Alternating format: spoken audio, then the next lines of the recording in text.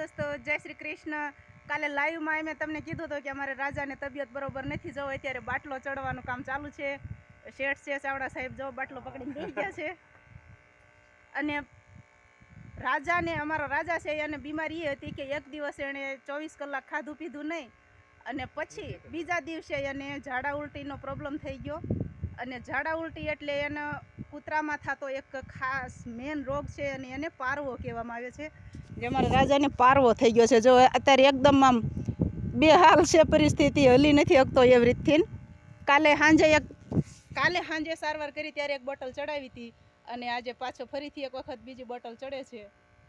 તો બધાય પ્રાર્થના કરો મારા રાજાને જલ્દી સારું થઈ જાય એમ।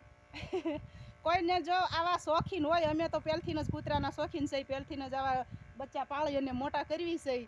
આ થઈને તો કેટલાય ગલુડું હોય છે।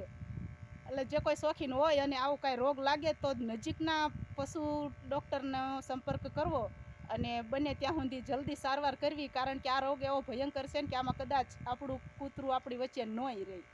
એટલે પારવો રોગ છે એ બહુ સારો રોગ નથી, બને ત્યાં સુધી જલ્દી એની સારવાર કરાવી લેવી। અને પહેલાં પ્રથમ તો 24 કલાક જ્યારે નથી ખાતું ને ત્યારથી જ સારવાર કરવી જરૂરી છે, પણ અમે એક દિવસ મોડા પડ્યા અને એક દિવસ ડૉક્ટર મોડા પડ્યા। એટલે 2 દિવસનું ગેપ થઈ ગયો, એટલે અમારા રાજા થોડોક વધારે બીમાર થઈ ગયો। અત્યારે જો બોટલ ચાલુ છે અને એ શાંતિથી સૂતો છે। તો સારું, હાલો તઈ આવજો બધાય, જય શ્રી કૃષ્ણ, ખુશ રહેજો।